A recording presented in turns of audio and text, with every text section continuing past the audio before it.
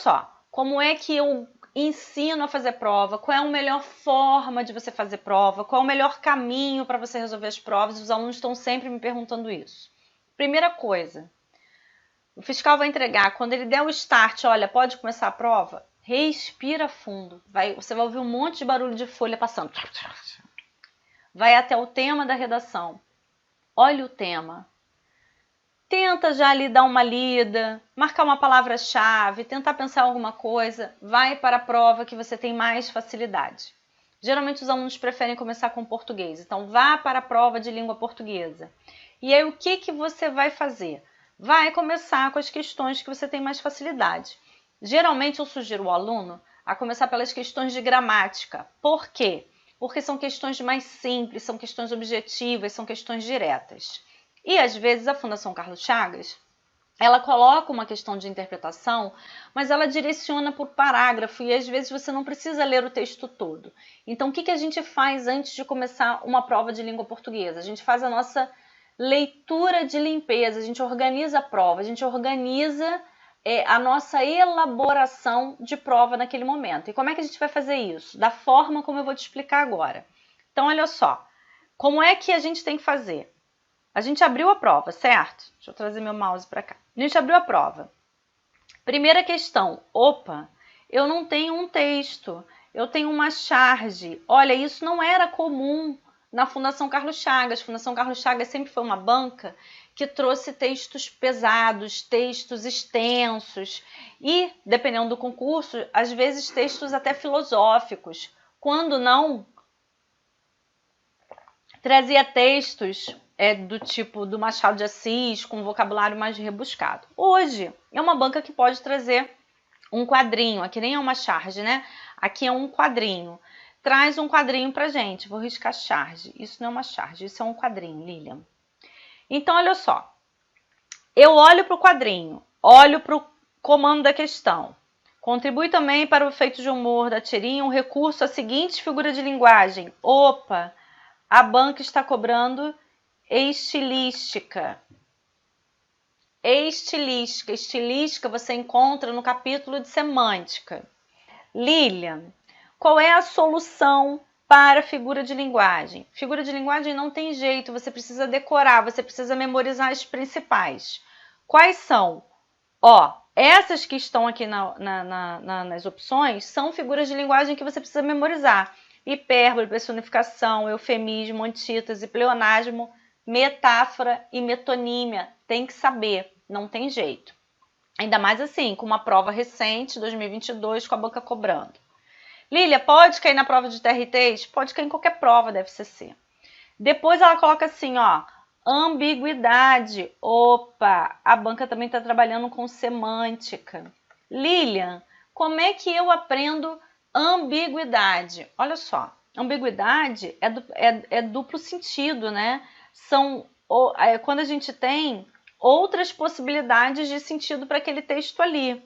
Então, não tem como você decorar a ambiguidade como você faz, por exemplo, com figura de linguagem, como você faz com crase. Não tem. Ou você tem essa percepção, você tem essa compreensão de mundo do que é uma duplicidade de sentido, né? O que são as várias possibilidades de sentido para um vocábulo ou para uma expressão. Ou você não consegue fazer esse tipo de questão, né? Saber, por exemplo, a palavra manga. A palavra manga pode significar fruta e pode significar a manga da roupa. Então, você tem que estar atento a essas coisas. Vamos à questão 3. Questão 3. Olha, eu tenho um texto. Opa, tem um texto grande. É um texto que tem diálogo, tá vendo? Cada linha, essa numeração aqui é a numeração da linha que a banca colocou. Tem um travessão, então a gente está trabalhando com diálogo. E aí, finalmente, a gente tem a questão 3 que diz assim. Em relação aos apelos da mulher, Aristides mostra-se. A gente aqui tem uma questão de referência textual. É uma questão de interpretação. Como não tem linha, como não tem parágrafo, a gente tem que ler o texto todo. Vou botar aqui, texto todo. Não tem para onde correr, a gente precisa ler tudo. Depois, questão 4, olha lá. A banca coloca uma frase, em aqui mora uma devadora inadimplente, segundo parágrafo. Ele diz, a mesma função sintática. Opa, a banca está trabalhando com gramática. Coloco, questão de gramática. Eu, por exemplo, já começo de cara com a questão de gramática. Questão 5. No trecho acima, o termo sublinhado introduz. Opa, ele trabalhou com como, olha, que pode ser uma conjunção, né? Então, aqui a gente também vai trabalhar com gramática. Questão 6, vamos lá. No trecho acima, o narrador relata alguns fatos ocorridos no passado.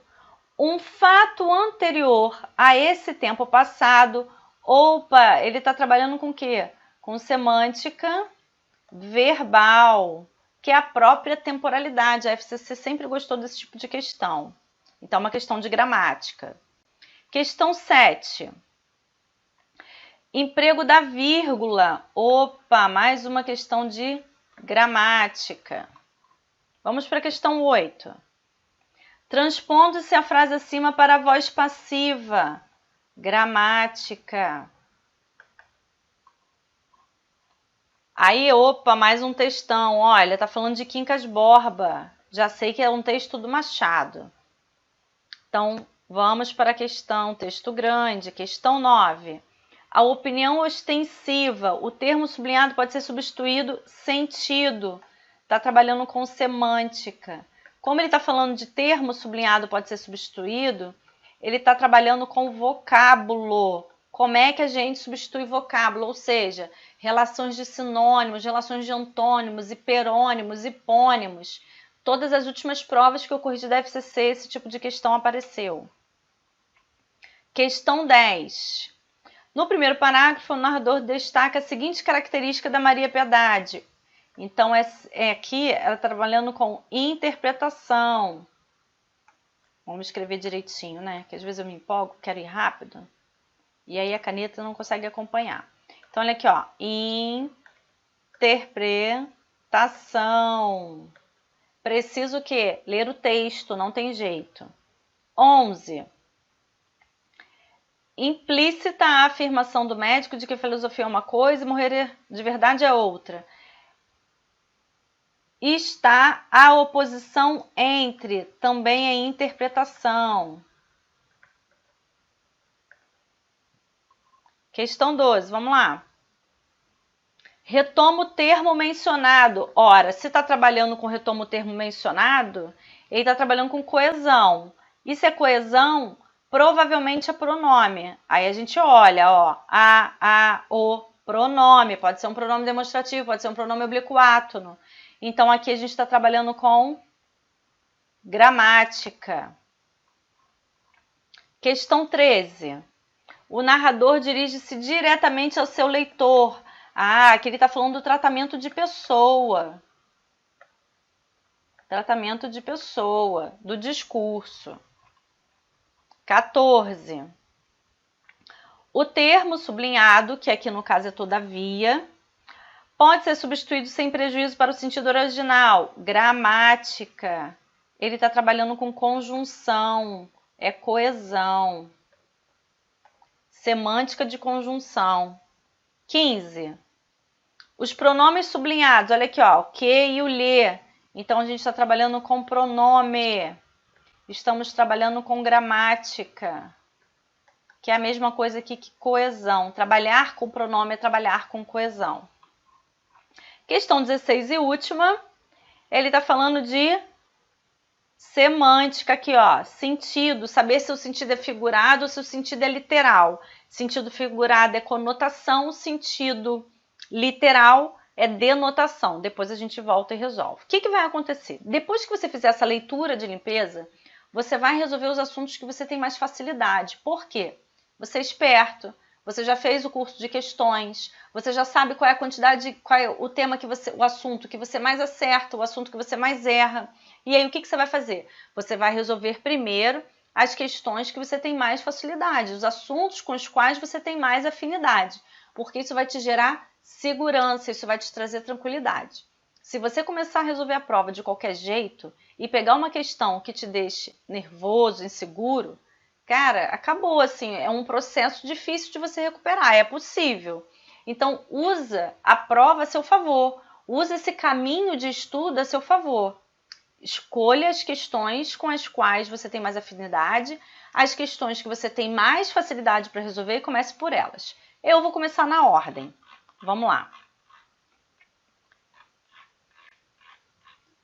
Deixa eu subir aqui.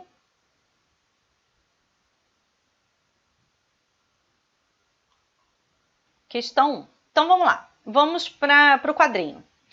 Que livro interessante. Olha, tem alguém aqui dentro de um livro, tá vendo? Uma pessoinha. Blan, chegou uma outra pessoa e fechou o texto. É um livro que prende o leitor. Olha aqui, é o pensamento dessa pessoinha que está dentro do livro. Aí a questão diz: contribui também para o efeito do humor da tirinha o recurso seguinte, o seu recurso, a seguinte figura de linguagem, ou seja, qual é a figura de linguagem que eu tenho no quadrinho que contribui para o humor da charge. Olha aqui. Que livro interessante! Blan. É um livro que prende o leitor. Aqui, ó, prender. O livro que prende não é o livro que está chamando a atenção pela leitura, mas é o livro que literalmente prendeu. Pum! Como se o livro tivesse essa possibilidade. Ele fechou e prendeu a pessoa dentro do livro. O que a gente está fazendo aqui, ó? Quando eu digo que é um livro que prende e a gente tem um serzinho que está preso dentro do livro, eu estou dando vida ao livro.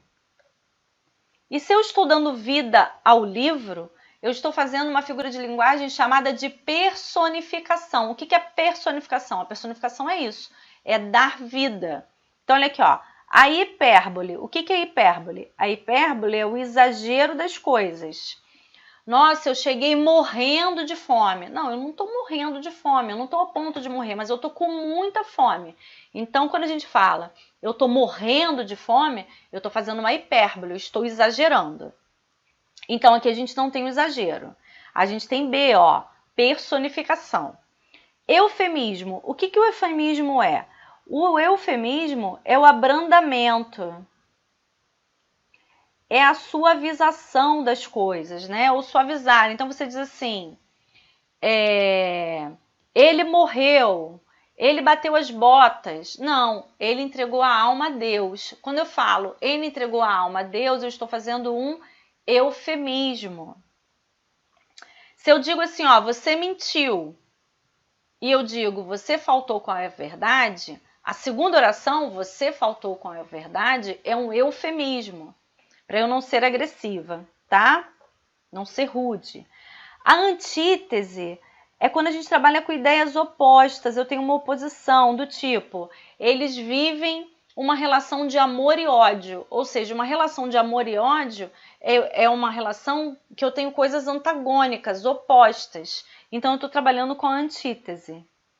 E o pleonasmo a gente já conhece, né? O pleonasmo é redundância. Então, subir para cima, descer para baixo, elo de ligação, isso é o pleonasmo.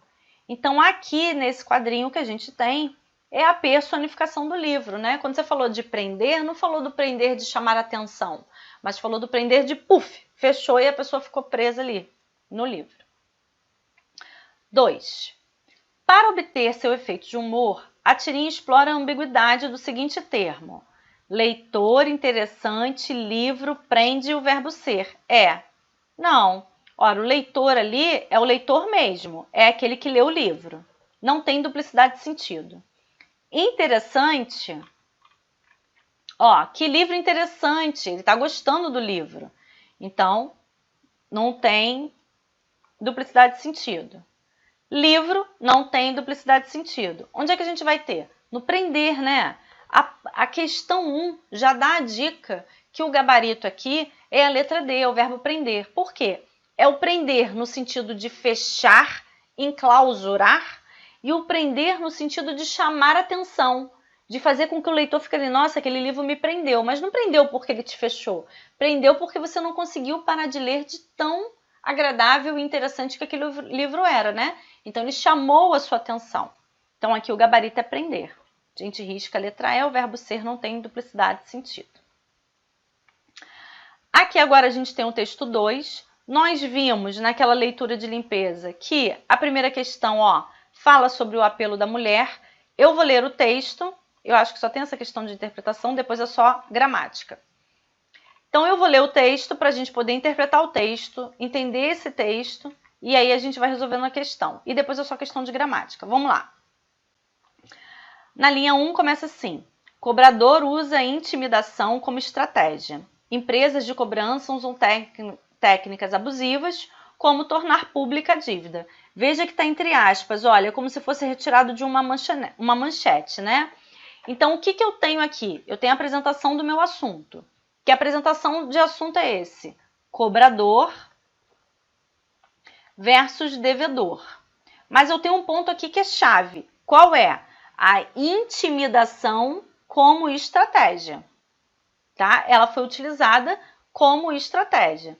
Empresas de cobrança usam técnicas abusivas como tornar pública a dívida. Então, olha aqui, ó.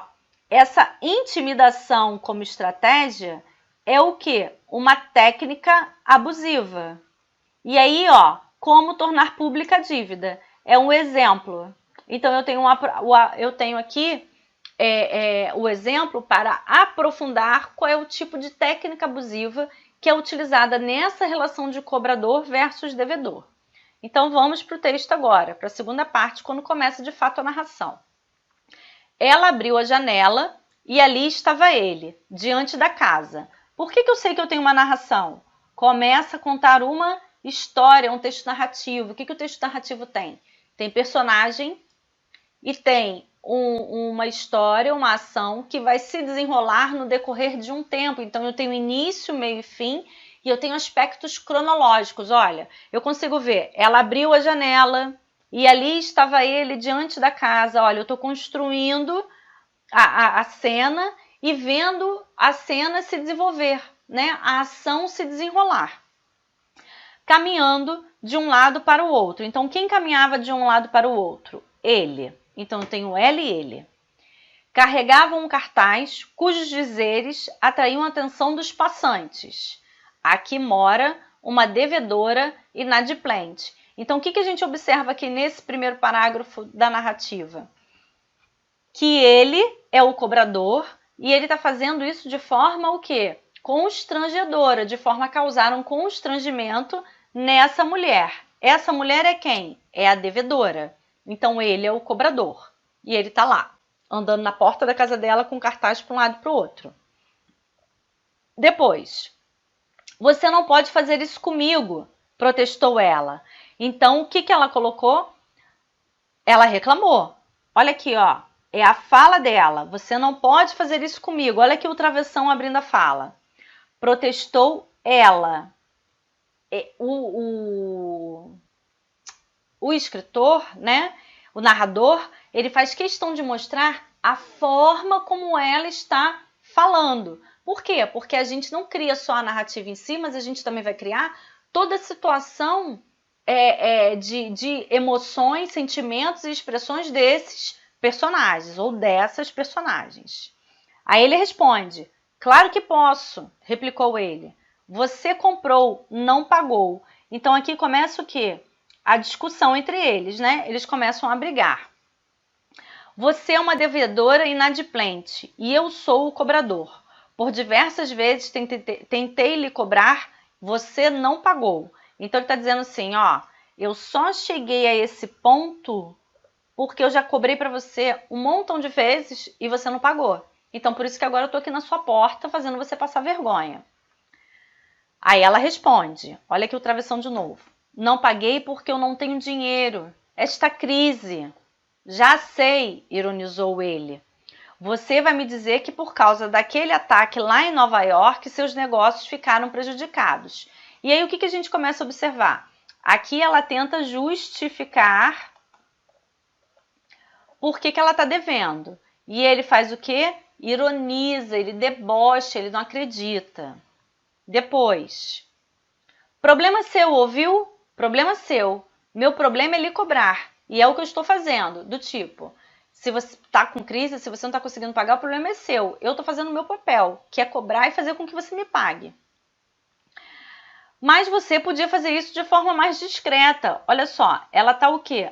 Argumentando, ela está apelando. Precisava fazer assim? Ele não arredou o pé, ó. Negativo. Ele arredou? Não. Ele está sendo o quê? Transigente, ele está sendo inflexível, ele está dizendo de jeito nenhum. O meu problema é cobrar e eu não saio daqui, eu estou cobrando. Já usei todas as formas discretas que podia, ou seja, a gente entende aqui que antes ele já havia tentado, mas como ele não obteve sucesso em receber o pagamento, ele foi para a porta da casa dela e fica lá com cartaz. Falei com você, expliquei, avisei, nada. Você fazia de conta que nada tinha a ver com o assunto. Minha paciência foi se esgotando, até que não me restou outro recurso. Ele vai explicar qual é o recurso. Olha aqui os 2 pontos apresentando a explicação. Vou ficar aqui, carregando este cartaz. Por que ele usa este cartaz? Ó, porque o cartaz está na mão dele, aí a gente usa o este. Até você saldar a sua dívida, ou seja, ele está inflexível, ele já falou, não vou sair de jeito nenhum. Eu já tentei de todas as maneiras possíveis cobrar e fazer com que você me pagasse. Inclusive todas as discretas. Agora não, agora eu estou vindo para a rua, para a porta da sua casa. Neste momento, começou a chuviscar. Entra o narrador, ó, colocando uma situação que causa uma outra problemática na situação. Além de eles estarem debatendo, discutindo, brigando, e tá aquela situação toda vexatória, ainda começa a chover. Você vai se molhar, advertiu ela. Vai acabar ficando doente. E ele riu amargo, ou seja, a mulher está preocupada com ele, ele ainda riu. Mas ele está revoltado, né? E aí ele fala, e daí? Se você está preocupada com a minha saúde, pague o que deve. Ele está lá, ó, resistente na cobrança dele, mesmo com chuva. E ela fala, posso lhe dar um guarda-chuva. Não quero. Tenho de carregar o cartaz, não um guarda-chuva. Ele não abre mão de fazer com que ela passe aquela situação. Ele quer receber o dinheiro de volta, ele quer receber o pagamento a qualquer custo. Ela agora estava irritada, ou seja, ele conseguiu, neste momento, tirar essa moça do controle. Acabe com isso, Aristides, e venha para dentro. Afinal, você é meu marido. Você mora aqui. Então, era o quê? Um casal. E ele estava cobrando a ela na porta da casa deles dois. E ele não arredava o pé. Aí agora a gente quer saber por quê, né? O que foi que aconteceu? Aí ele diz, sou seu marido, retrucou ele, e você é minha mulher. Mas, olha aqui a conjunção adversativa, olha, negando o fato de eles serem um casal. Eu sou cobrador profissional e você é devedora. Eu a avisei, ó, 2 pontos, e ele vai dizer agora o que foi que ele avisou. Então, o que aconteceu? Eles estão brigando, eles são casados, mas ele diz aqui que avisou a ela. Ele é um cobrador profissional e ela é uma devedora e ele está cumprindo a função dele, cobrar. E eu a avisei a você, não compre essa geladeira. Eu não ganho o suficiente para pagar as prestações, mas não, você não me ouviu. E agora o pessoal lá da empresa de cobrança quer o dinheiro. O que você quer que eu faça? Que perca meu emprego? De jeito nenhum, ou seja, ele trabalha na empresa de cobrança para a qual ele está devendo. Vou ficar aqui até você cumprir a sua obrigação. Chovia mais forte agora, ou seja, a chuva apertou. Borrada, a inscrição tornara-se ilegível, ou seja, ninguém conseguia mais ler o que estava no cartaz. A ele, isso pouco importava. 2 pontos para explicar por que não importava. Continuava andando de um lado para o outro, diante da casa, carregando o seu cartaz. Por quê? Porque ele estava ali, ó, na meta. Ele queria cumprir o objetivo, fazer com que ela pagasse. Ou melhor, ele não queria perder o emprego dele, né? Em relação aos apelos da mulher, a mulher pediu para ele fazer uma cobrança discreta, a mulher pediu para ele sair dali, depois a mulher falou que ia dar um guarda-chuva para ele, que era para ele entrar, que ele ia ficar doente, ele não quis. Começou a chover mais forte, ele ficou lá dando sermão. Aí, ó, em relação aos apelos da mulher, Aristides mostra-se, pô, que nome também. Ele estava desconfiado? Não, ele não estava desconfiado de nada. Ele estava envergonhado? Não, ele estava ali, ó, fiel à função dele, cobrá-la. Inflexível? Sim, ele estava inflexível, ele estava resistente, ele não queria ceder aos apelos dela de forma nenhuma. Reticente? Não, e nem compassivo. Então, o gabarito é letra C. Aí você vê, né? A gente leu um texto inteiro desse, ainda bem que é um texto leve, é um texto tranquilo. Não é um texto pesado para responder essa questão simplesinha. Vamos para a questão 4.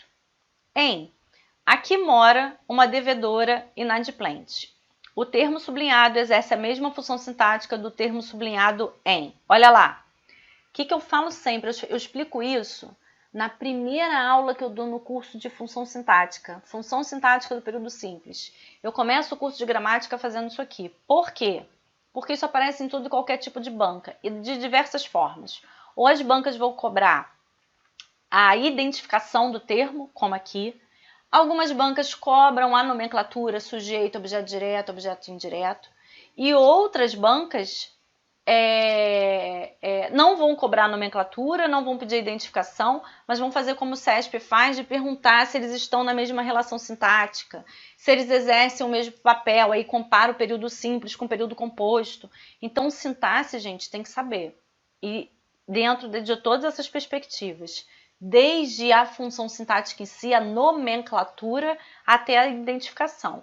E aí, uma das coisas que eu falo é: as bancas optam por trabalhar com orações na ordem inversa, sempre. E o que você vai fazer para não cair nesse tipo de pegadinha? Você vai primeiro gravar os verbos impessoais, porque nesses você não vai ter problema para identificar o sujeito. Mas você vai depois, destaca o verbo e pergunta para ele quem. Tô vendo se está aparecendo aí para você. Quem? A resposta é o sujeito.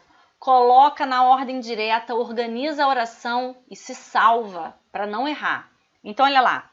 Aqui mora uma devedora inadimplente. Uma devedora inadimplente mora aqui. Então, uma devedora inadimplente é o nosso sujeito do tipo simples, só tem um núcleo. Mora aqui é o que a gente chama de predicado, é tudo que sobra, é a declaração sobre o sujeito. Morar é o verbo intransitivo. E o aqui é o adjunto adverbial de lugar.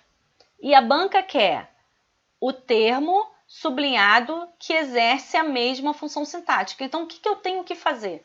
Eu tenho que ir para as opções e procurar um sujeito, um termo que exerça a função sintática de sujeito. Então, olha lá. Ela agora estava irritada. Estar aqui é um verbo de ligação e irritada é uma característica. Vou fazer melhor. Vamos fazer isso aqui melhor. Olha aqui, ó. Eu não quero que você erre esse tipo de questão em prova nenhuma, de ninguém. Então, olha aqui, ó. Vem aqui comigo. Vamos separar, né? Quem estava? Ela agora estava irritada. Ela é o sujeito. Agora estava irritada é o nosso predicado. Estar é o verbo de ligação. Irritada está no predicado, mas faz referência a ela. É o que a gente chama de predicativo do sujeito, ou seja, é um termo ativo do sujeito que está onde? No predicado. Olha aqui, ó. Ela estava irritada. Quem estava? Ela, sujeito. Tudo que sobra eu chamo de predicado. Irritada, está fazendo, está se relacionando, está se ligando com estar ou com ela? Com ela. Então, olha aqui, ó. Irritada, classe gramatical, adjetivo. E função sintática? É um predicativo do sujeito. Ou seja, é um termo ativo do sujeito que não está lá do lado do sujeito. Ele está onde? Do lado do verbo. Esse verbo é um verbo de ligação. Lília, daí vem a história que o verbo de ligação trabalha com o predicativo do sujeito? Sim, daí vem a história que o verbo de ligação trabalha com o predicativo do sujeito. Então, letra A não pode ser. A gente tem um predicativo. B, chovia mais forte agora. Ideia de tempo, adjunto adverbial de tempo. Chovia aqui é um verbo impessoal, tá? É um verbo intransitivo. Então, a gente risca. C, você é uma devedora inadimplente. Quem é uma devedora inadimplente? Você. Você, então, é o quê? Sujeito do tipo simples. A banca não pede para a gente marcar o sujeito que seja simples ou composto. Mas digamos que, de repente, na letra E, ela colocasse assim, você e eu fomos à festa. E eu tivesse que marcar a mesma função sintática do de cima. Eu não poderia marcar você e eu fomos à festa, porque eu teria um sujeito composto. Eu teria ainda assim que marcar a opção C, porque é o meu sujeito simples, beleza? Aqui a banca não fez isso. Olha aqui, ó. Neste momento, é um adjunto adverbial de tempo. A gente risca. E na letra E, posso lhe dar um guarda-chuva. Olha aqui o verbo dar. Ele é um verbo transitivo direto e indireto. Quem dá alguma coisa a alguém. Um guarda-chuva é objeto direto, o termo não é preposicionado. E o lê o pronome oblíquo átono, que vai ser objeto indireto ou complemento nominal. Ele também pode ser um adjunto adnominal, que são termos o quê? Preposicionados. Também explico isso quando eu vou dar colocação pronominal, lá no curso teórico. É por isso que o curso teórico, objetivo, direto, focado, ele é muito importante, porque quando você consegue entender esse tipo de processo, você resolve questão de qualquer banca, Entendeu a gramática? Vai treinar a questão. É assim, esse é o caminho, tá?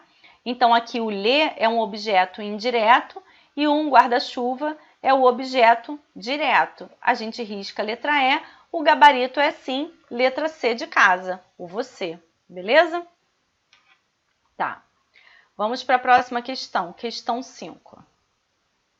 A banca diz: empresas de cobrança usam técnicas abusivas como tornar pública a dívida.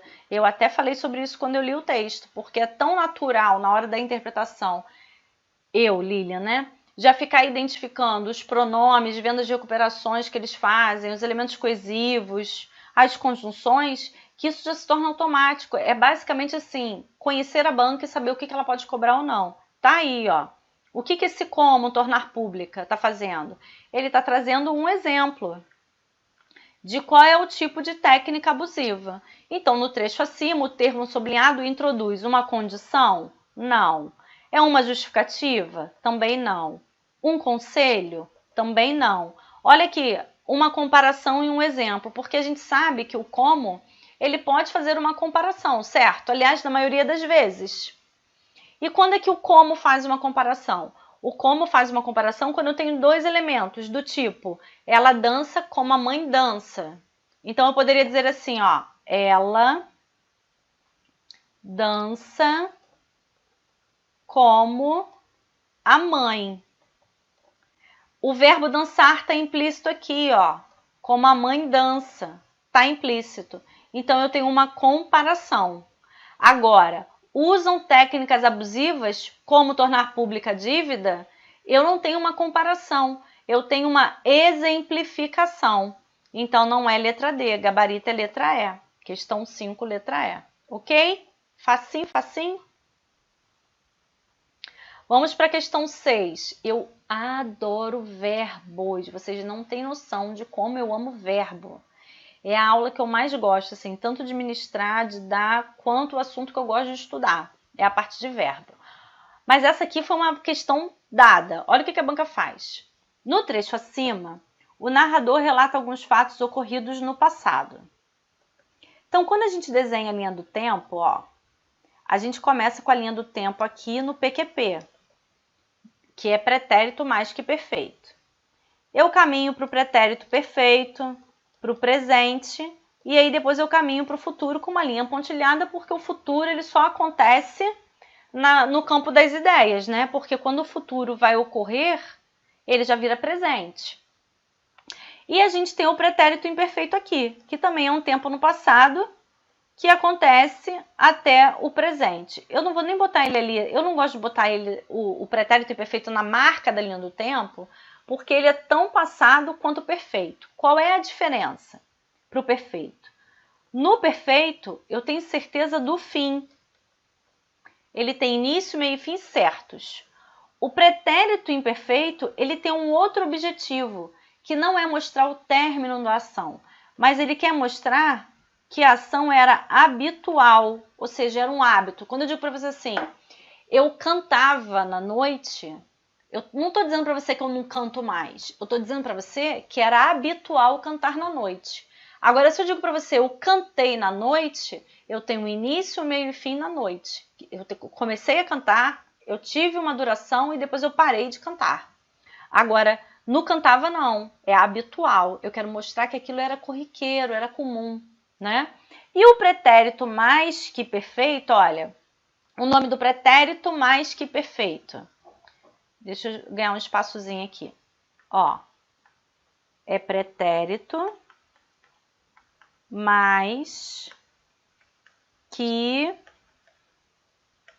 perfeito. Por que ele é um pretérito mais que perfeito? O que é pretérito? Pretérito é passado. Ele é um passado mais passado que o passado perfeito. Por isso dizem que ele é um passado duas vezes. Ele é um passado do passado. Então, na linha do tempo, primeiro acontece o pretérito mais que perfeito. E depois acontece o pretérito perfeito. E a gente vai caminhando aqui, ó, para o presente, tá? Então, quando a banca diz assim, um fato anterior a esse tempo passado, se é um fato anterior a um tempo que já é passado, eu estou falando da conjugação de pretérito mais que perfeito. É isso que a banca quer de mim, um PQP. Então, ó, carregando é um verbo que está no gerúndio, não é uma conjugação de pretérito mais que perfeito. Chovia é pretérito imperfeito do indicativo. Tornara é o pretérito mais que perfeito. A banca também poderia ter posto assim, ó, tinha tornado, que é a conjugação do tempo composto, que é o que a gente faz, né? As pessoas normais, na atualidade, não usam o pretérito mais que perfeito. Vocês nunca vão me ver por aí falando quando a aula começara, quando ele chegou, a aula começara. Vocês nunca vão me ver falando esse tipo de coisa, eu não falo. Quando ele chegou, a aula já tinha começado. É o que eu vou falar, porque eu sou uma pessoa normal. Então, eu vou usar a locução de pretérito imperfeito mais o verbo principal no particípio. Lilian. Mas essa locução tem o mesmo sentido do tornara? Tem. Só que nós, falantes, pegamos essa flexão de pretérito mais que perfeito, que é complicada, e transformamos numa locução verbal. Mas as duas significam a mesma coisa. Só que aqui a banca colocou qual verbo para a gente explorar, para a gente identificar? O tornara, que é o pretérito mais que perfeito. O importava também é um pretérito imperfeito, assim como continuava também é um pretérito imperfeito. Ok? Então, gabarito é letra C. Questão bonita, né? Eu gosto. Questão 7. Verifica-se o emprego de vírgula para assinalar a elipse, ou seja, a omissão de um verbo. Então, aqui é a opção em que o verbo está escondido pela vírgula. E é isso que a gente tem que encontrar. Olha ali. Sou seu marido, retrucou ele, e você é minha mulher. Mas essa vírgula aqui é utilizada porque a gente tem uma oração coordenada sindética adversativa sendo introduzida. Mas eu sou cobrador profissional. E você, olha aqui, ó. Eu sou, você é. É aqui que a vírgula está marcando a elipse do verbo. Letra B. A ele isso pouco importava. Então, aqui ele colocou um objeto indireto deslocado e marcou com a vírgula. Continuava andando de um lado para outro diante da casa. Diante da casa aqui é a observação de explicação que ele colocou, é a informação extra. C. E daí, se você está preocupado com a minha saúde, ó, é uma oração subordinada adverbial condicional, que está antecipada, ou seja, está antes da oração principal, por isso a vírgula. A gente risca. D. Você comprou, não pagou, aqui é uma enumeração, orações coordenadas assindéticas. Acabe com isso, Aristides, olha aqui, ó. Aqui ela usou o vocativo, está falando com ele diretamente, né? Está chamando. Afinal, o conectivo, introduzindo a oração, você é meu marido, e aí ela faz a enumeração de duas orações, você mora aqui.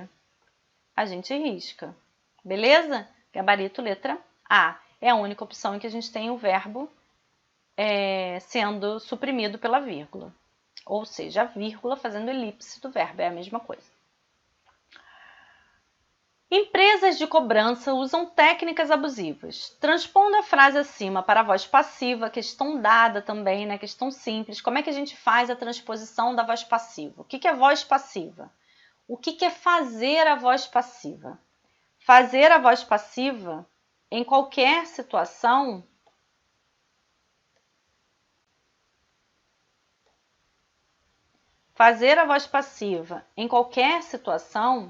é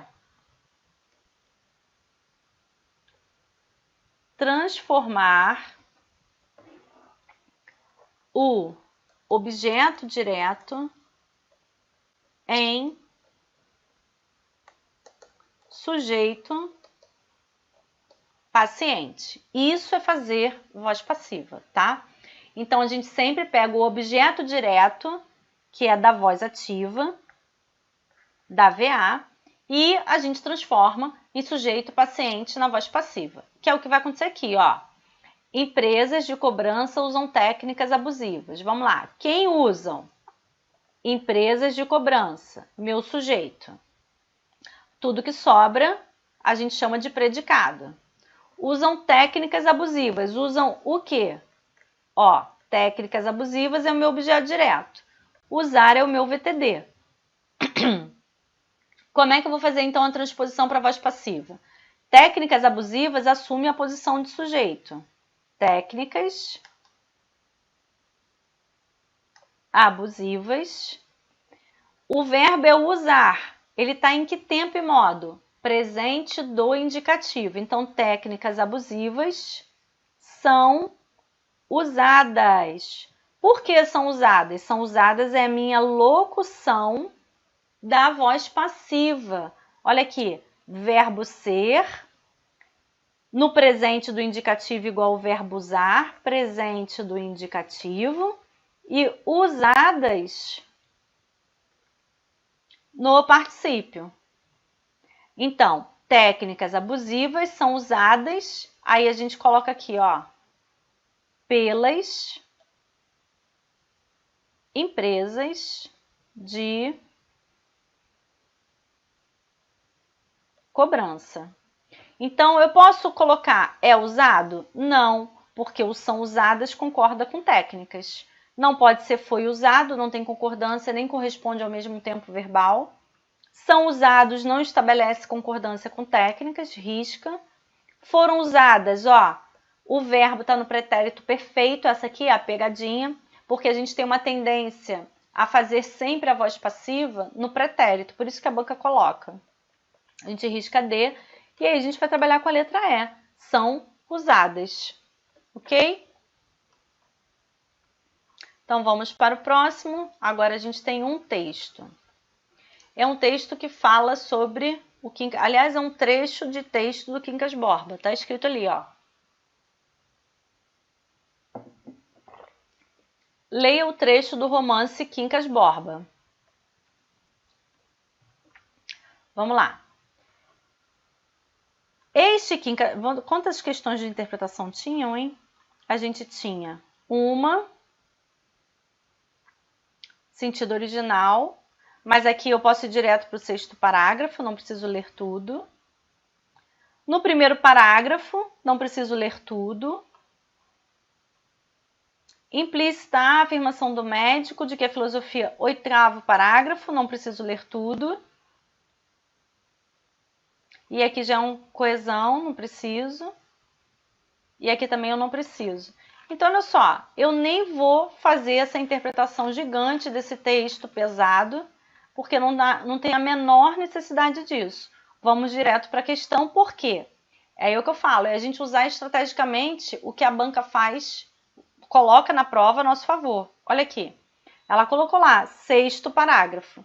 Então, eu vou para o 6º parágrafo, eu posso ler um período antes, posso ler depois para poder me ambientar, e a gente vai resolver e você vai ver que vai dar certo. Porque olha aqui ó, a questão sobre o que é, ó. Não é uma questão de interpretação geral. Se fosse, como no texto anterior, a gente teria que ler o texto todo, mas aqui não é. Ela fala sobre o termo sublinhado, ela está trabalhando com o que? Ó, semântica vocabular, relações de sinônimos, de antônimos, hiperônimos. Então vamos para o 6º parágrafo. Então a gente tem que saber contar. O 6º parágrafo, olha aqui, ó, a banca já numerou, é esse. A opinião ostensiva do médico era de que a doença do Quincas Borba iria saindo devagar. Um dia, o nosso Rubião, acompanhando o médico até a porta da rua, perguntou-lhe qual era o verdadeiro estado do amigo. Ouviu que estava perdido, completamente perdido. Então, olha só que informação importante a gente tem nesse parágrafo. A opinião ostensiva, ou seja, aquilo que o médico falou, era de que a doença iria saindo devagar, ou seja, a doença ia indo embora. Um dia, a doença não estava indo embora, o Rubião, acompanhando o médico até a porta da rua, perguntou-lhe qual era o verdadeiro estado do amigo, ou seja, aquilo que o médico tinha falado poderia não ser real. Aí olha o que ele ouviu. Ouviu que estava perdido, completamente perdido, mas botou uma oposição, que o fosse animando. Então ele está orientando o Rubião a animar o Quincas Borba, porque ele já estava perdido. E ele diz, para que tornar-lhe a morte mais aflitiva pela certeza? Ou seja, por que você vai tornar esse processo mais aflitivo, dando a ele a certeza de que ele vai morrer? É melhor ir animando, porque vai torturar o cara, é isso que ele estava querendo dizer. Então vamos lá para a questão. O termo sublinhado pode ser substituído sem prejuízo para o sentido. Manifesta, sim, é aquela opinião dada. Resignada, não, né? Porque ele não está fortalecido. A gente vê que depois ele só fala a verdade, porque o Rubião vai perguntar. Encoberta, não, a gente não tem como ter essa certeza de que foi uma opinião encoberta, porque não era uma opinião encoberta, a opinião era de que a doença ia indo, né? Ele não fez um suspense, isso seria o encoberta. Não é uma opinião sincera, porque depois o Rubião vai descobrir que na realidade ele está morrendo, e não é também pessimista. Pelo contrário, é otimista, ele está dizendo que está indo embora. Então, só sobrou a letra A. Manifesta aqui é igual declarada. Foi aquilo que ele declarou, foi aquilo que ele deu como opinião, tá? Na questão 10, olha lá. No 1º parágrafo, o narrador destaca a seguinte característica de Maria da Piedade. Vamos para o 1º parágrafo descobrir quem é a Maria da Piedade. Aqui, 1º parágrafo, a banca fez a bondade de numerar os parágrafos para gente. Este Quincas Borba, se acaso me fizeste o favor de ler as memórias póstumas de Brás Cubas, é aquele mesmo náufrago da existência que ali aparece, mendigo, herdeiro inopinado e inventor de uma filosofia. Ó, aqui ele está falando com a gente, ó. Se acaso me fizeste tu que é o leitor. O favor de ler memórias póstumas, você saberia quem é ele. Aqui o tens agora em Barbacena. Olha aqui, ó. Tens tu também, a gente que tem. Tá falando com a gente o leitor. Logo que chegou, enamorou-se de uma viúva, senhora de condição mediana e par com meios de vida, mas tão acanhada que os suspiros do namorado ficavam sem eco. Chamava-se Maria da Piedade. Então, olha só, quais são as características da Maria da Piedade? Ela era viúva, uma senhora que tinha uma condição mediana, classe média, e par com os meios de vida, mas tão acanhada, olha aqui, ó, ela era o quê? Tímida. Então, vamos lá ver se uma dessas características estão na opção. Uma dessas está, né? Porque vai ser só uma só e não mais de uma. O narrador destaca a seguinte característica de Maria da Piedade. Ingenuidade? Não, a gente não leu que ela é ingênua. Nem lemos que ela é impulsiva. Não fala nada sobre melancolia, mas fala que ela é tímida, ela é acanhada. Hipócrita também não. Questão dada, viu? E a gente não precisou ler o texto todo até agora. Vamos para a questão 11. Implícita a afirmação do médico de que filosofia é uma coisa e morrer de verdade é outra. 8º parágrafo. Está a oposição entre, aí ele quer teoria e prática, razão e loucura, brutalidade e delicadeza. Vamos ao 8º parágrafo. Tá aqui. Aí, como o 8º parágrafo é só uma linha, eu vou ler o parágrafo anterior. Lá isso não, atalhou Rubião. Para ele, morrer é negócio fácil. Nunca leu um livro que ele escreveu há anos. Não sei que negócio de filosofia. Não. Aí é o médico que está falando, né? Porque aqui a gente viu no 6º parágrafo que era um diálogo com o médico. Não. Mas filosofia é uma coisa. Ou seja, filosofia, o ato de filosofar, é o que ele está falando aqui. E morrer, de verdade, é outra, e ele vai dar tchau. Ou seja, morrer de verdade é morrer na prática. Não é ficar filosofando, teorizando sobre morte. Então, o que a gente tem aqui? A gente tem uma diferença de teoria e prática, né? Você falar sobre a morte, estudar sobre a morte, é diferente de você experienciar a morte. Então, letra A, questão 11, letra A. Teoria e prática. Razão e loucura, não. Brutalidade e delicadeza, não. Liberdade e submissão, não. Comprometimento e descaso, também não. E aí a gente consegue observar, a gente consegue perceber que, na realidade, as outras opções são absurdas, né? Nem passam ali por aqueles últimos 3 parágrafos que nós lemos. Vamos para a questão 12. Retoma um termo mencionado anteriormente no texto, a palavra sublinhada em. Então, aquilo que a gente falou, ó, coesão, pronome e gramática. Para que tornar-lhe a morte? Opa, esse A aqui é um artigo. Está determinando morte. Artigo, ele se relaciona diretamente com o substantivo. E aqui, como é um artigo definido, ele define, determina esse substantivo. Não é um pronome para recuperar ninguém. B. Antes de professor, metera ombros, ou seja, deu de ombros, né? A algumas. Está vendo esse A? Ele é uma preposição. Metera ombros, objeto direto, a alguém. Então, também não retoma nada. Letra C. Rubião ficou sendo o único. Olha aqui, ó. Definindo, determinando o único. Artigo, risca. Letra D. Certo que o grãozinho, a mesma coisa, ó. O artigo determinando grãozinho. Gente, risca. Sobrou letra E. O último foi o tio que o deixou. Aqui está sublinhado o termo errado, ó, não é esse o tio, é o deixou. Pode conferir aí na prova. O último foi o tio que o deixou. E sabe por que eu sei? Porque, olha só, esse aqui é um pronome relativo. O último foi o tio, o qual o deixou, ou seja, deixou o menino. Na linguagem coloquial, geralmente a gente usa o ele aqui, né? Deixou ele, não pode, porque a gramática tradicional diz que a gente não pode usar o ele, ela, como objeto direto, a gente só pode usar como objeto indireto. E aí, quando a gente vai trabalhar com o objeto direto, como esse caso aqui, a gente usa esse pronome, que é o pronome oblíquo átono, beleza? Então, gabarito é letra E. Questão 13.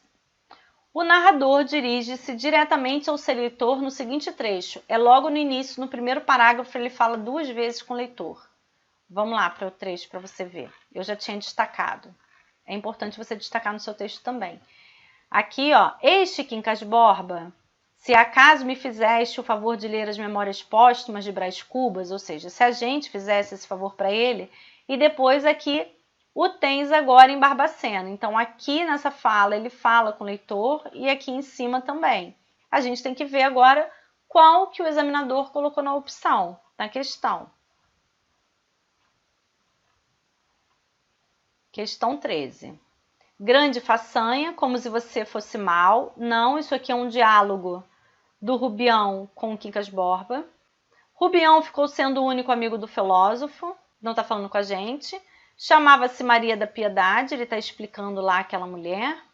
Aqui o tens agora, olha aqui a frase, ó. Tu tens, você que está lendo.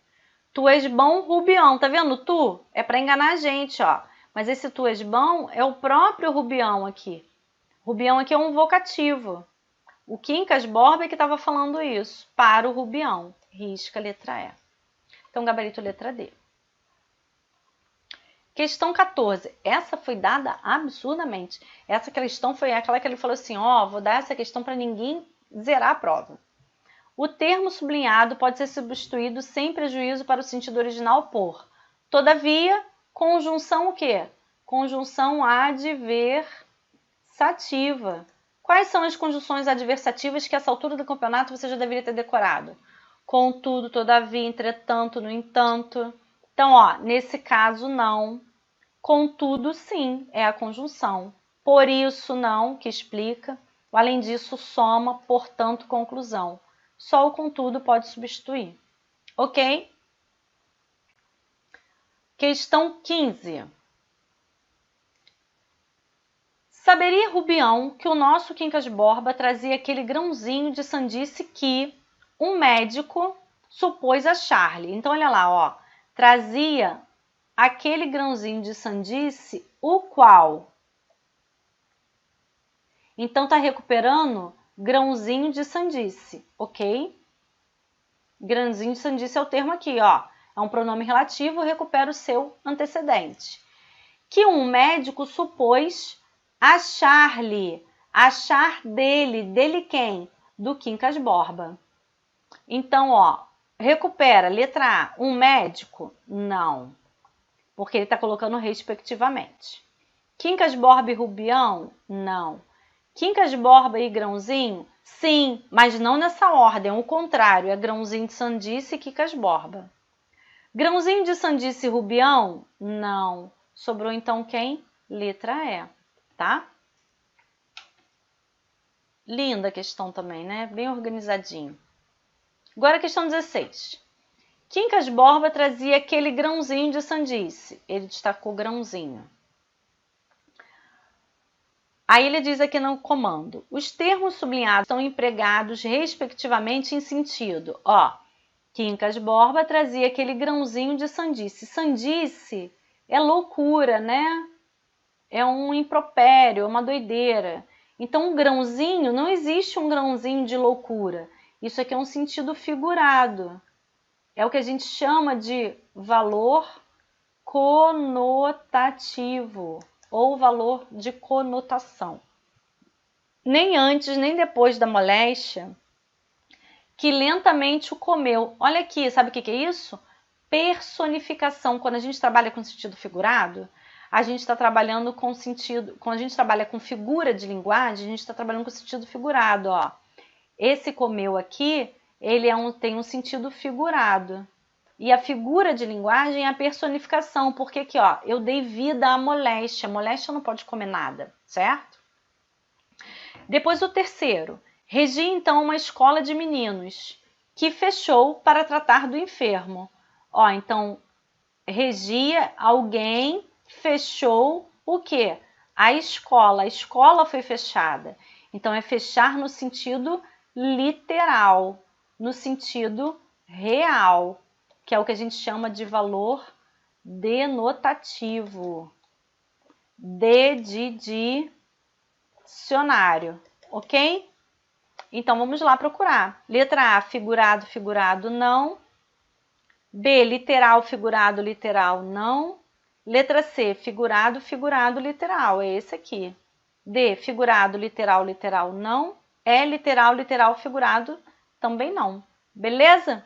Então, a gente fecha aqui e agora essa última provinha que a FCC fez em 2022. Agora, vamos falar sobre tema de redação? Vamos falar sobre a banca, vamos falar sobre redação, tá? Redação na FCC.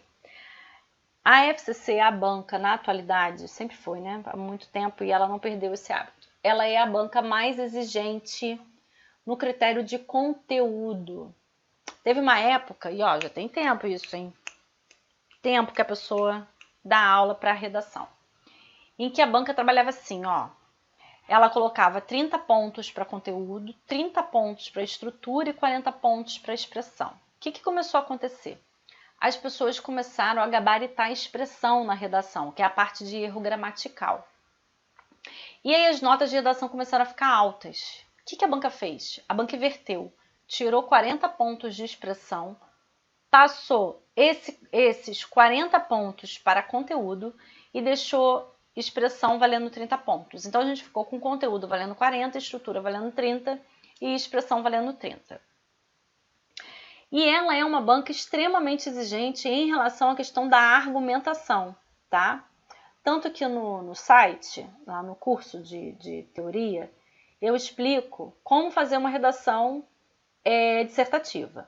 O texto dissertativo, o texto argumentativo, introdução, desenvolvimento, conclusão, ele é igual para qualquer banca, Eu costumo dizer, inclusive, o seguinte, o aluno que está bem preparado para fazer uma prova da FCC, uma redação da FCC, ele faz redação para qualquer outra banca com tranquilidade. Para qualquer outra banca ele faz com tranquilidade. Porque o texto argumentativo é o mesmo. Não dá para misturar Enem, por exemplo. Você vai fazer um bom texto para a FCC, você não vai conseguir fazer um bom texto para o Enem, porque o Enem tem critérios específicos, ele exige, por exemplo, uma proposta de intervenção na conclusão. A FCC e o concurso público não faz isso, não fazem isso, eles não cobram proposta de intervenção.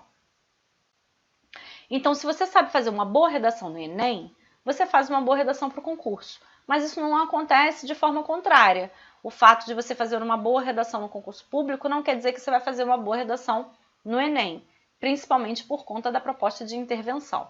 A FCC, ela ainda é a banca mais exigente. Por quê? Porque ela gosta do texto muito bem organizado, muito bem estruturado. Então, é aquela introdução com ambientação tese, primeiro parágrafo de desenvolvimento que a gente chama de D1, depois o D2, com os argumentos, como é que você faz? O tópico. Aí desenvolve aquele tópico, ou seja, aprofunda aquele tópico, faz a sua mini conclusãozinha, fechando aquela ideia do desenvolvimento, vai para o D2. O que acontece geralmente no concurso? Tem muito aluno que usa modelo pronto. Qual é o problema do modelo pronto? O problema do modelo pronto é quando você não domina principalmente as ideias de coesão, quando você não domina as relações coesivas e usa o modelo pronto. Por quê? Porque a banca pode trazer um tema em que ela trabalhe, por exemplo, com ônus e bônus. Ou ela trabalhe com uma relação de causa e efeito. Ou ela trabalhe com uma relação de soma. E aí você vai fazer o quê? Você vai decorar 3 modelos, 4 modelos, né, para trabalhar. Se você decorar, beleza. E você souber identificar em qual tema você vai usar cada modelo, ótimo. Mas o que eu vejo é que geralmente isso só acontece depois que o aluno já tem muita experiência na elaboração de redação e está tirando na pontuação na correção do gabaritando, né? Eu estou falando de lá. 85 para cima, porque é o momento que você já domina a parte de estrutura, você já domina a parte de gramática e aí fica faltando só a questão do conteúdo. Aí você precisa fazer o ajuste de conteúdo. E como é que a gente faz ajuste de conteúdo? A gente faz ajuste de conteúdo lendo e se informando. Ponto. Isso é essencial. Não tem para onde correr. Lília, não leio. Então vai ouvir podcast. Lília, não gosto. Então vai assistir vídeo. Todos os temas de redação do site são comentados, exatamente para você poder ter uma base e não ficar perdendo tempo pesquisando um monte de coisa. Beleza. Depois, você precisa aprender a estudar por eixo temático. Então, por exemplo, você vai olhar para o tema, para o assunto tecnologia e comportamento social. Cara, não tem como a gente fugir de tecnologia na contemporaneidade. E tudo, a tecnologia interfere em tudo, em todas as relações sociais possíveis.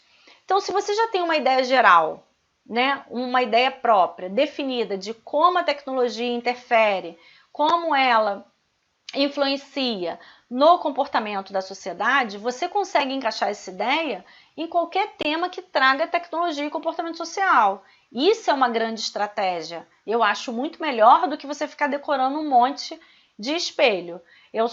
Ou de modelo de redação. Eu só indico isso para quando o aluno já domina. Olha, você domina, quer ficar tranquilo?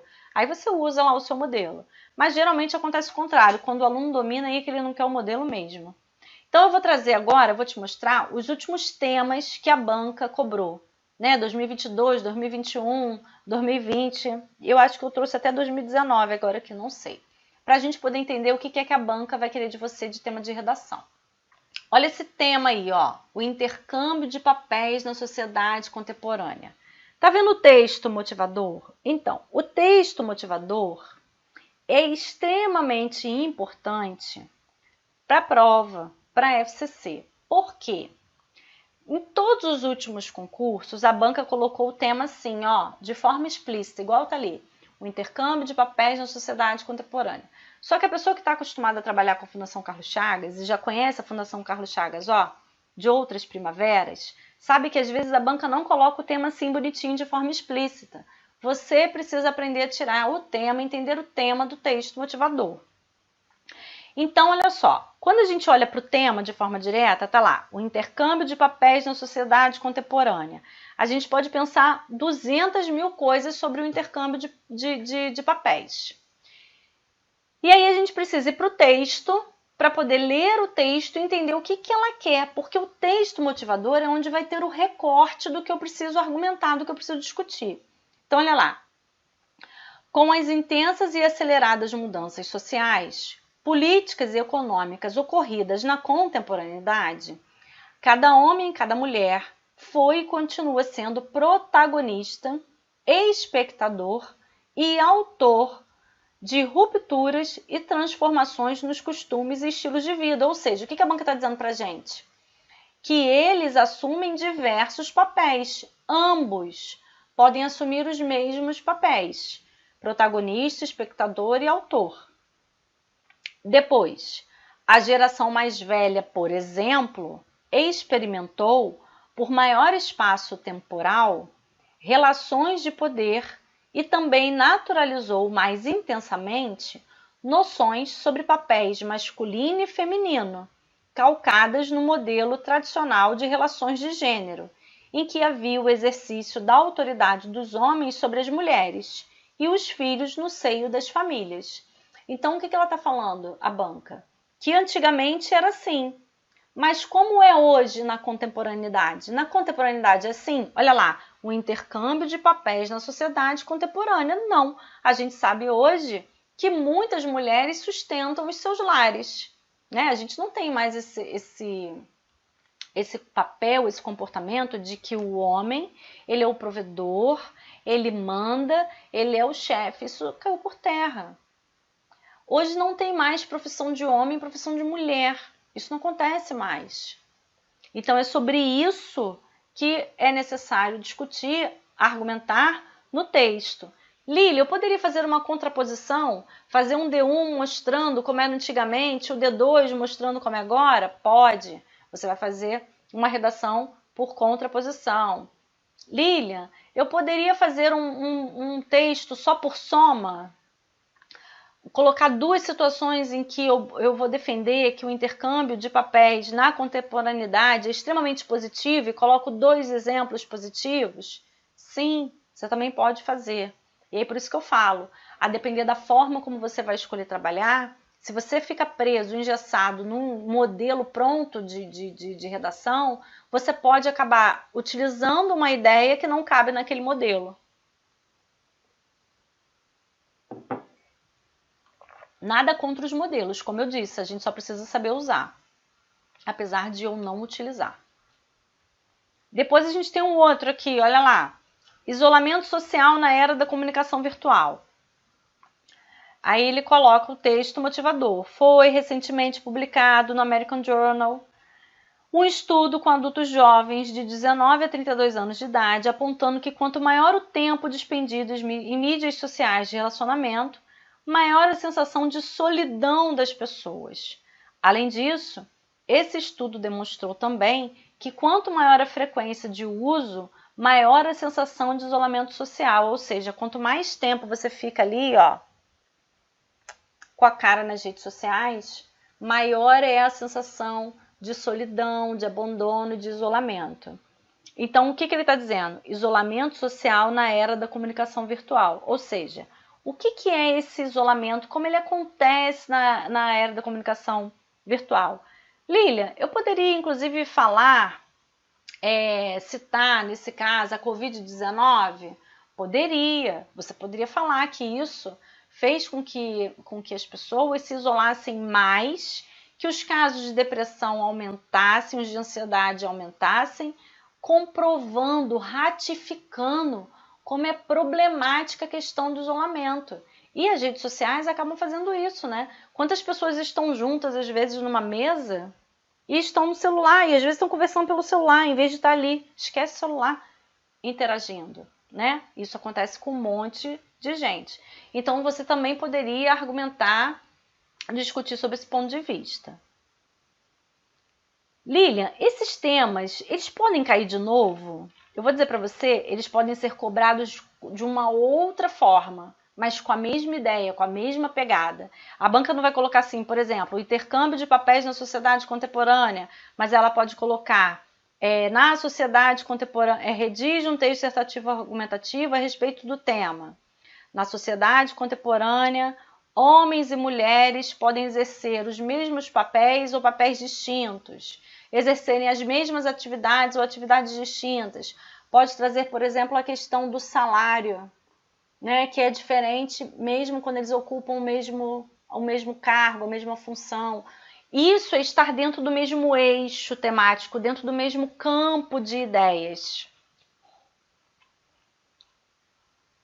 A banca poderia trazer, por exemplo, a questão da saúde mental, para falar sobre isolamento social, estaria dentro do mesmo campo semântico, dentro do mesmo campo de ideias. Aí olha esse outro tema, interação do idoso em sociedade. A garantia de uma boa qualidade de vida na terceira idade depende de fatores sociais, culturais, ambientais e individuais. Esses fatores interferem nos papéis que a pessoa idosa desempenha na sociedade. Você poderia usar qualquer um desses fatores para discutir a sua redação. Fator social, fator cultural, fator ambiental, fator individual. Mas você deveria argumentar a interação do idoso em sociedade. Está conseguindo perceber que a perspectiva é sempre de observador? Nós que vamos fazer essa prova, fazer a redação, precisamos ser o quê? Observadores do comportamento dessa sociedade. A verdade é essa. A banca quer que a gente observe como a sociedade se comporta. Foram 3 temas falando sobre comportamento social. Um, diretamente com a tecnologia. O primeiro, mudança do tempo e evolução da sociedade. Né? E você pode colocar a questão do capitalismo, que as mulheres precisaram trabalhar, elas começaram a ficar mais atuantes, né? A questão toda do desenvolvimento. Agora, a interação do idoso com a sociedade. A gente está sempre chamando a atenção para a terceira idade, como é importante, que agora, inclusive, eles não são chamados mais de terceira idade, mas eles são chamados por a melhor idade, né? Então, a gente precisa observar essas coisas. A atenção com as crianças, a violência contra a criança, a evasão escolar, o abandono, violência sexual. Cara, tudo isso está relacionado ao comportamento da sociedade. E você não precisa ficar decorando dados estatísticos, não precisa. Você precisa se posicionar, você precisa dar a sua opinião. Pega as redações de nota 10 que ficam disponíveis lá no curso, no site, para você olhar e você vai ver, e você vai dizer assim, cara, bem que a Lília falou, não tem nenhuma redação aqui com dado estatístico, cheio de filósofo, cheio de pensador, não precisa. Você precisa ter o quê? Capacidade argumentativa, que é sustentar a sua ideia. É isso que é necessário. Depois, olha lá o próximo. Esse já é maiorzinho, tá vendo? Ele colocou 2 textos, texto 1, texto 2. E aí, olha o tema, violência e controle social. Vamos ler o texto 1 e o texto 2 para a gente poder ver o recorte. Por quê? Violência e controle social é um tema muito abrangente. Onde é que eu vou saber, como é que eu vou identificar o que eu preciso recortar? No texto 1 e texto 2. Então, olha lá, texto 1. Acredite se quiser, e sei que a maioria não acredita. A violência vem diminuindo desde o passado distante. E hoje podemos estar vivendo na era mais pacífica que nossa espécie já atravessou. Desse modo, Steven Pinker afirma a tese de que a história influencia decisivamente a nossa psicologia na questão da violência. Assim, os marcos civilizatórios afirmados no decorrer dos tempos nos pressionam psicologicamente a sentir repulsa por atos que implicam violência, mas que eram tolerados em outros tempos históricos. Então, ele está falando daquela violência de vai mandar decapitar a pessoa em praça pública, né? Vai apedrejar a pessoa, vai tacar na fogueira a bruxa. Isso se a gente não for bem lá para trás na era medieval, em que era luta ali corporal, lanças, aí Game of Thrones para dizer como é que era, né? Então ele está falando disso, está falando sobre evolução. Ele está fazendo uma comparação dessa violência que era aceita, tolerada e hoje não é mais. Texto 2. A civilização a que me refiro nunca está completada. Está sempre ameaçada. Corre perigo porque a salvaguarda dos padrões mais civilizados de comportamento e sentimento de sociedade depende de condições específicas. Uma destas é o exercício da autodisciplina, relativamente estável por cada pessoa. E isso, por sua vez, está vinculado a estruturas sociais específicas. Estas incluem também, sobretudo, a resolução pacífica de conflitos intraestatais, isto é, a pacificação social. Mas a pacificação interna de uma sociedade está sempre correndo perigo. Então, ele está falando o seguinte, que mesmo com todo o comportamento, né, civilizatório e que caminha para o acordo, para a paz e para a não violência, os conflitos eles vão sempre existir e eles estão vinculados a estruturas sociais específicas. Que estruturas sociais específicas são essas em que ocorre a violência, né? Então aí a gente pode tratar, por exemplo, sobre aquelas pessoas que vivem à margem da sociedade, que vivem nas comunidades, pessoas que vivem ali onde a lei não chega, onde o Estado não chega. Nas comunidades, por exemplo, onde ocorre o tráfico de drogas e a violência gratuita sem qualquer controle. Então, violência e controle social. Como é que isso se dá? Como é que a gente defende? O que é preciso ser feito? Como é que o Estado deve agir? Então, coloca na sua cabeça o seguinte, a gente está trabalhando com um eixo temático que é violência e sociedade. Qual é a sua ideia sobre violência? A gente trabalha numa perspectiva histórica? A gente trabalha numa perspectiva de responsabilização do Estado? Se toda vez que você olhar para o termo violência, você já tiver ideias relacionadas ao Estado, qualquer coisa mais específica sobre violência, você vai conseguir trabalhar, você vai conseguir argumentar. Entendeu? Daí, qual é o eixo? Violência e sociedade. Qual era o outro eixo? Tecnologia e informação. Qual era o outro? Tecnologia e comportamento social. Qual era o outro eixo? Sociedade e grupos vulneráveis, que era um outro eixo temático, a questão do idoso, da criança, da mulher, dos gays, dos homossexuais. Então, assim, são temas que estão dentro de eixos em que, se eu tiver a ideia sobre o eixo, eu consigo relacionar com qualquer tema, beleza? Eu acho que esse tema aqui foi o último, não? Ainda tem mais um? Tem mais um, olha lá. Que é a questão do trabalho também, super importante. A ética no trabalho. Como se justificam nossas escolhas? Olha lá, ela botou 2 textos pequenininhos. Quando o funcionário se depara com um comportamento que considera antiético, essa situação o coloca diante de um dilema. Dado o contexto em que se encontra, no qual os seus valores pessoais podem colidir com os valores dos demais, muitos não saberiam como agir. Depois o texto 2. Conforme se delineie em cada ocasião ou problema, a pergunta "que devo fazer?" recebe um significado pragmático, ético ou moral.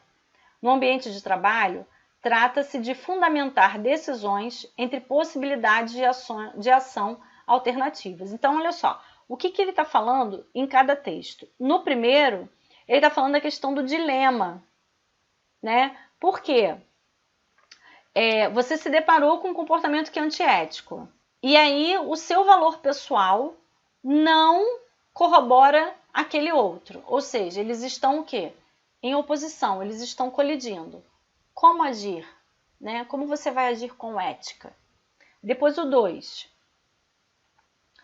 Conforme se delineie em cada ocasião ou problema, e você se pergunta o que eu devo fazer, ou seja, você está entrando no campo de ética pessoal, né, de valor, aquilo que você entende como ético, como é que quando você se pergunta o que eu vou fazer será que isso que eu vou fazer é correto? Será que isso que eu vou fazer é errado? Qual é o limite? Né? Quais são as possibilidades? Quais são as alternativas que eu tenho para não incorrer na falta de ética? Então, é sobre isso que você tem que falar. A ética no trabalho. Como se justificam nossas escolhas? Ou seja, como é que a gente toma uma decisão no trabalho? Como é que a gente faz uma escolha no trabalho em relação à ética? Para que a gente não falte com a ética, porque a ética é importante, né? A gente já teve um tema desse no Gabaritano, eu acho que ainda tem, que fala sobre a questão da ética no serviço público, né? Que é mais ou menos a mesma coisa. Então, assim, a FCC é uma banca, ainda tem mais um, que ela vai trabalhar com esse tipo de situação. Então, ela vai trazer as relações sociais para a gente pensar, para a gente discutir. A corrupção e a ética, por exemplo, né? Tem tudo a ver com ética. A ética no trabalho, a ética na relação de amigos, na relação pessoal, familiar, no casamento. A ética está em tudo, né? A gente não tem como correr disso. Então, a banca pode trazer isso de uma outra forma, mas você vai acabar voltando para o assunto ética, porque o assunto é o geral, é o eixo. E aí depois você tem os temas. Último tema, com certeza. Não, é o último. Caraca, eu achei que fosse. Olha lá. Proatividade, uma felicidade prometida. Sim, a gente poderia falar em repcracia aí, né? A gente tem um tema desse também montado. Repcracia. Por quê? É a questão de você precisar ser, na contemporaneidade, proativo o tempo inteiro. Tudo tem que dar certo o tempo inteiro, né? Você tem sempre aquela questão toda de motivação.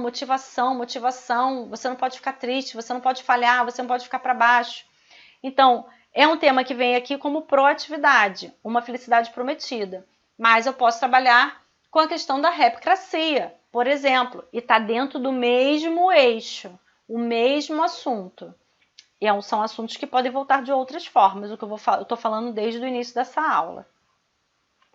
E o último tema, que é empreendedorismo, quase não saiu, e autorrealização. Olha lá, para Kaisner, o empreendedor é aquele que se encontra sempre em estado de alerta, disposto a descobrir e explorar novas oportunidades.